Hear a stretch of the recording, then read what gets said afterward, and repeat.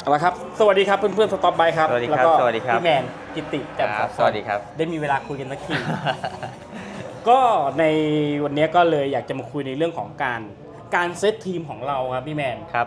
ตอนนี้ในทีมของเรามีลงรายการแข่งขันอะไรรุ่นไหนยังไงบ้างครับ เ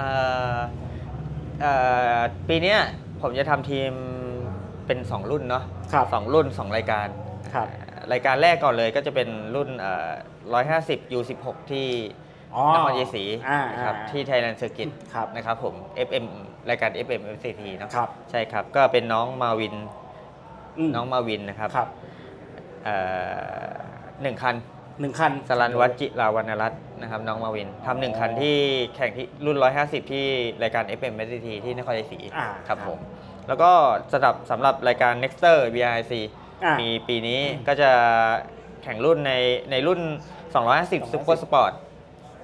2 คันเลย 2 คันปีนี้ เป็นรุ่นเดียว 2 คันรุ่นเดียวใช่ครับ รุ่นเดียว2 คันเลย ใช่ครับ อืม รุ่นเดียว 2 คันเลย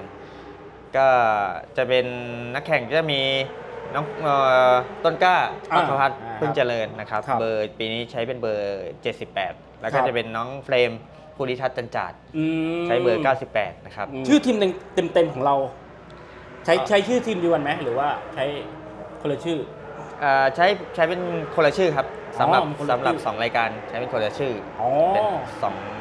งสปอนเซอร์ อ่า อย่างเงี้ยครับ อ่า ที่ถ้าเป็น 150 ที่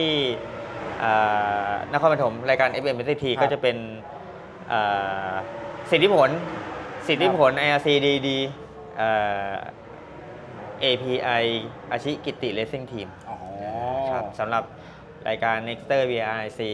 ก็จะเป็น Pro Honda สิทธิผล IRCDD อาชิ CB กิติ Racing Team อ๋อ ครับ เอาละครับอ่ะ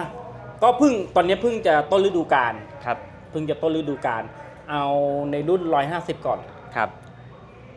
ความคาดหวังของปีนี้ครับยังไงบ้าง สำหรับรุ่น 150 เนี่ย น้องมาวินเนี่ยซึ่งอายุเพิ่งจะ 10 ขวบ 11 ขวบอะเนอะ อืม ซึ่งเรามองไปถึงว่าอยากให้เด็กพัฒนา อืม ครับอยากให้อยู่ในช่วงพัฒนาของเด็กให้มันเป็นสเต็ป by สเต็ปแล้วก็หรือว่าตามช่วงอายุเข้าไป อืม นะครับเป้าหมายของเราก็คือพัฒนาเด็ก ครับ ถ้าเกิดว่าเรามีโพเดียมถือว่าเป็นกำไร อ๋อ ใช่ครับ คือเราต้องการพัฒนาเด็กให้เด็กเก็บประสบการณ์ ให้เด็กได้เรียนรู้ ครับ กับการขับขี่วิธีการขับขี่การเซตติ้งรถอะไรต่างๆเนี่ยครับคือปูพื้นฐานให้เขาก่อน อืม ครับก่อน อืม ถ้าน้องมีแล้วน้องเนี่ยได้อยู่ในโครงการของ Honda Academy ด้วย อ๋อ นะครับก็จะมีพวกพี่โค้ชพี่มุกพี่โฟร์พี่ดีมอะไรเงี้ยก็ช่วยสอนช่วยติวเตอร์อีกทีหนึ่งด้วยใช่ครับ อ๋อก็แล้วถ้าในส่วนของรายการในรุ่น250นี่ ครับ วางแผนหรือว่าตั้งเป้าไว้ยังไงบ้างครับ สำหรับรุ่น 250 เนี่ยต้องบอกเลยเป็นรายการที่เพิ่งจะมีแข่งปีนี้เนาะ อืม และซึ่งทีมเราเองเพิ่งเป็นน้องใหม่ที่เพิ่งจะขึ้นมาเล่นในรุ่น 250 ซึ่งทางผู้ใหญ่ Honda ก็เปิดโอกาสให้ลองมาทำดู อืม นะครับลองมาทำในรุ่น 250 ดู ครับ นะครับก็ถามว่ายากไหม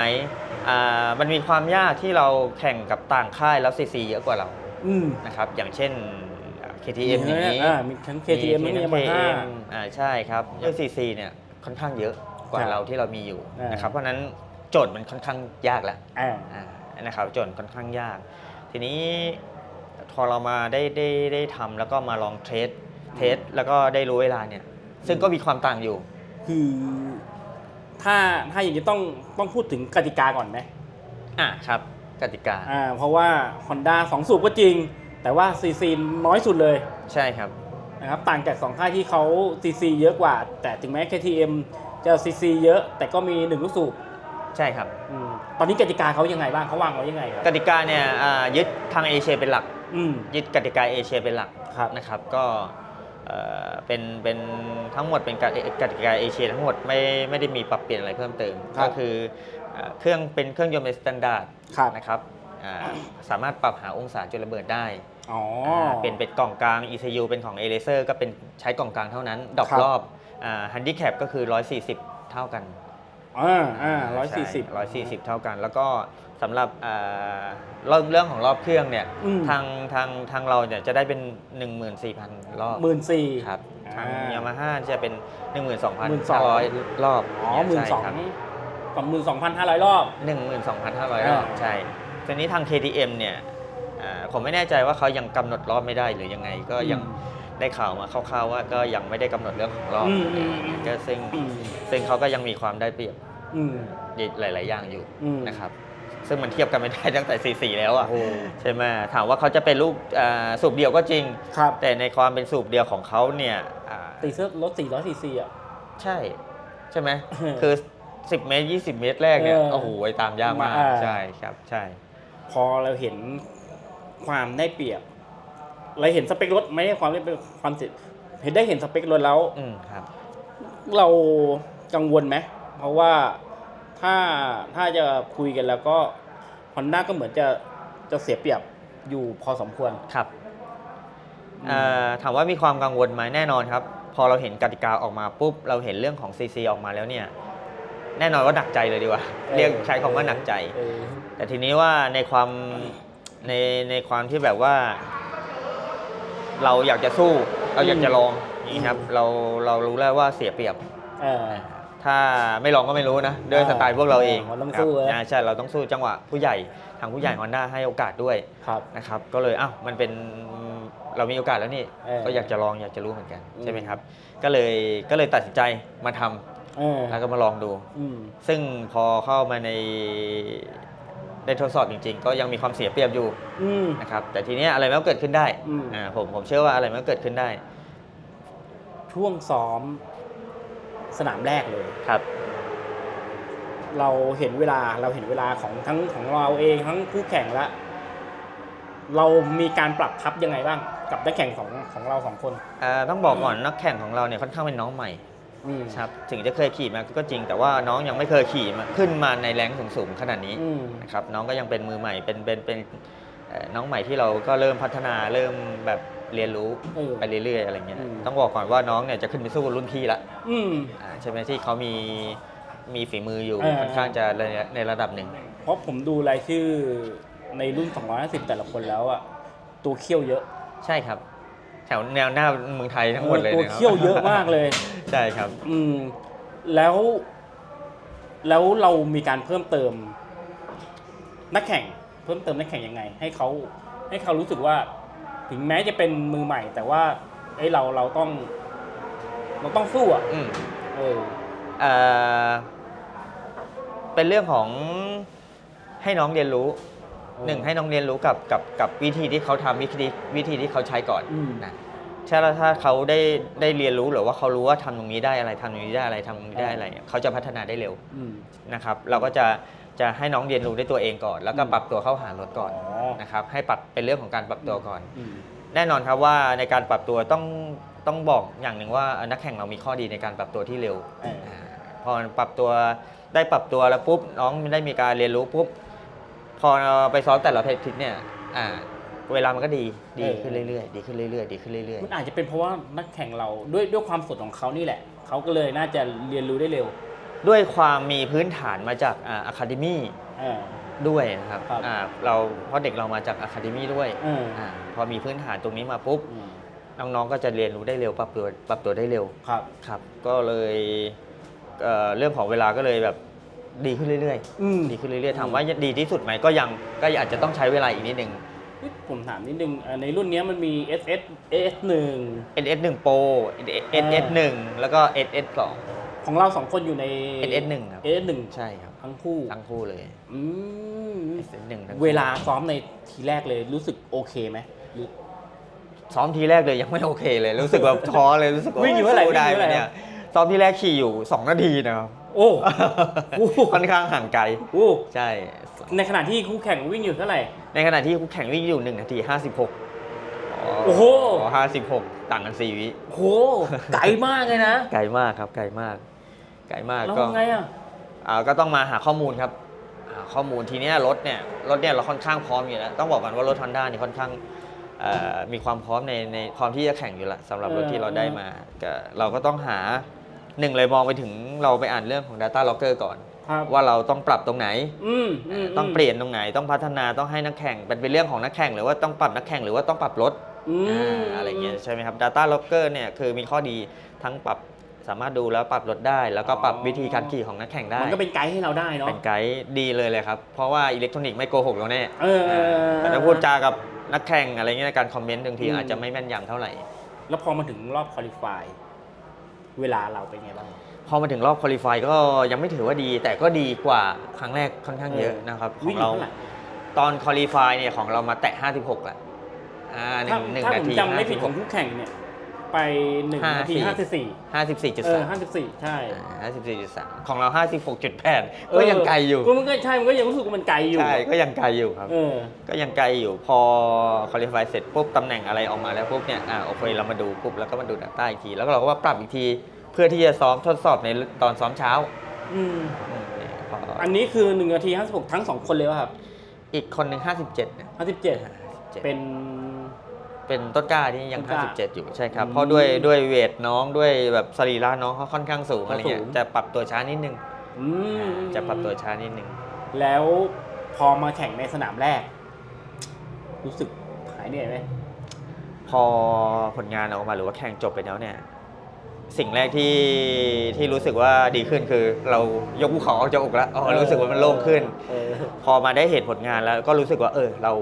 กับคุ้มค่ากับที่เราพยายามมาแล้วก็เราฝืนที่จะมาสู้กับเขาในทั้งที่เรามวยรองเนาะต้องบอกก่อนว่ามวยรองค่อนข้างเยอะเลยคนละเวทเลยใช่ต้องบอกว่าคนละเวทเลยค่อนข้างที่แบบหายเหนื่อยแล้วโอเคทีนี้มันก็ตอบกลับมาว่าเนี่ยเราได้แล้วสนามหน้าเราจะทำยังไงต่อไปมันก็เป็นโจทย์ต่อไปครับเป็นโจทย์ต่อไปเรื่อยๆครับถ้าเกิดมันดีมันต้องดีขึ้นไปเรื่อยๆใช่แต่ถ้าเกิดครั้งนี้ดีแล้วครั้งหน้าเราไม่ดีอย่างเงี้ยเราก็ใช่ไหมการพัฒนาก็จะ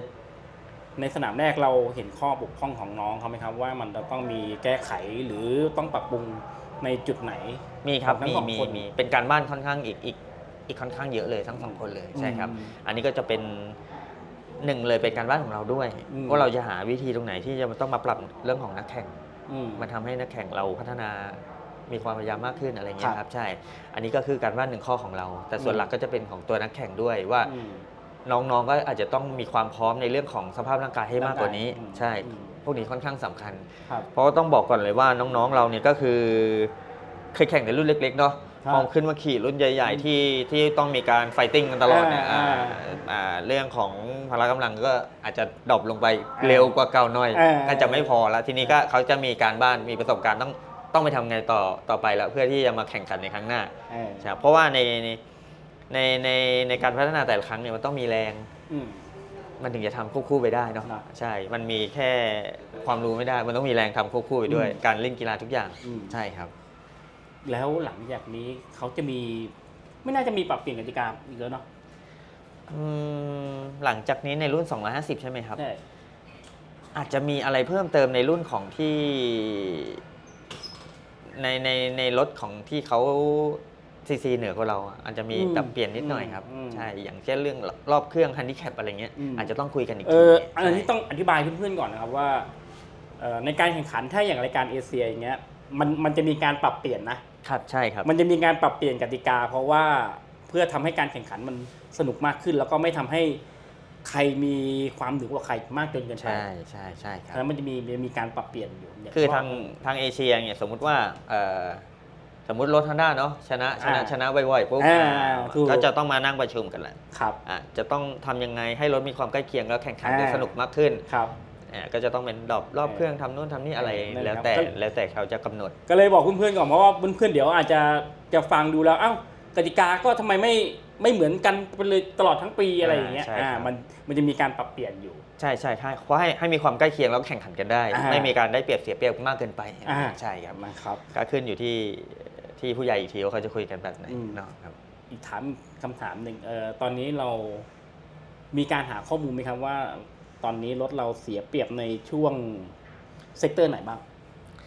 ตอนนี้เลยเนี่ยถามว่ารถทางเซกเตอร์1เนี่ยเซกเตอร์1มันจะเกี่ยวกับรถโดยตรงเนาะครับใช่เซกเตอร์1เนี่ยเราค่อนข้างมีความใกล้เคียงมีความใกล้เคียงคือก็ถือว่ายังเสียเปรียบไม่เยอะเท่าไหร่แต่ก็มีความเสียเปรียบอยู่เซกเตอร์1เซกเตอร์1เซกเตอร์2ก็ถือว่ายังดีหลักๆคือเซกเตอร์3 เซกเตอร์3เนี่ยมันจะบ่งบอกว่านักแข่งเราขี่ได้ไม่ได้ มันเป็นที่ตัวนักแข่ง ครับ ใช่ครับ ตอนนี้นักแข่งเราก็ยังเสียอยู่ประมาณเซกเตอร์3เซกเตอร์3ก็ต้องมีการพัฒนาหรือว่าไปเรียนรู้บ้าง ในช่วงท้ายของสนามนั่นเอง ใช่ครับ นะครับสนามเขาก็จะแบ่งเป็นเซกเตอร์1 2 3 ใช่ครับ นะครับก็เพื่อจะให้ทีมแข่งแล้วก็นักแข่งได้รู้ว่าตัวเองต้องช่วงเซกเตอร์ไหนเนี่ยที่ช้าหรือเร็ว ใช่ครับก็จะต้องไปปรับเป็นตรงจุด ปรับให้ตรงจุดแก้ไขให้ตรงจุด ก็จะพัฒนาได้เร็วขึ้นครับ จุดมุ่งหมายของปีนี้ในรุ่น 250 มีความคาดหวังยังไงบ้างครับ จริงๆก็อยากมองไปถึงแชมป์นะครับถ้าเป็นไปได้ ครับ เป็นไปได้เรามองถึงแชมป์เป็นหลักอยู่แล้วเพราะเป้าหมายสูงสุดของเราในการทำทีมทุกทีมผมเชื่อว่าอย่างนั้น ครับ นะครับผมก็คิดเช่นนั้นเหมือนกัน อ่าน นะครับก็จะพยายามทำให้ดีที่สุด ครับ ไม่ว่าผลจะออกมายังไงคือเราต้องยอมรับมันอยู่แหละนะครับ อ่า แต่แน่นอนครับว่าพอเราได้ลงมือทำแล้วเนี่ยพอเราได้ผ่านสนามแรกไปแล้วปุ๊บเรามีการบ้านเนี่ย อ่า สนามต่อไปต้องดีกว่านี้ครับ ใช่ เอาละครับก็ต้องมาปีนี้แข่งทั้งหมดกี่สนาม 4 สนาม 4 5 เลน 5 เลส ครับ เอาละครับ 4 สนาม5เลน ก็ต้องมาติดตามผลงานของทีมของแมนนะครับทั้งใน 2 รายการเลย แล้วก็เดี๋ยวมาดูกันว่าช่วงปลายปีเขาจะทำได้มากน้อยขนาดไหน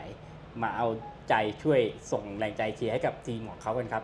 รถที่ใช้อยู่เป็น CBR 250 ดับเบิลอา รถที่ใช้อยู่ใช่ครับเป็น CBR 250 ดับเบิลอา เอาละครับเนาะก็เดี๋ยวน่าจะได้เห็นกันต่อเนื่องแล้วแหละนะครับเพราะว่าเขาก็จะมีการถ่ายทอดสด ใช่ครับ เอยๆ ใช่ครับ เอาวันนี้ก็ต้องขอบคุณทางแมนกิตติมากที่มาพูดคุยกับสต็อปไบค์ในวันนี้ และได้เห็น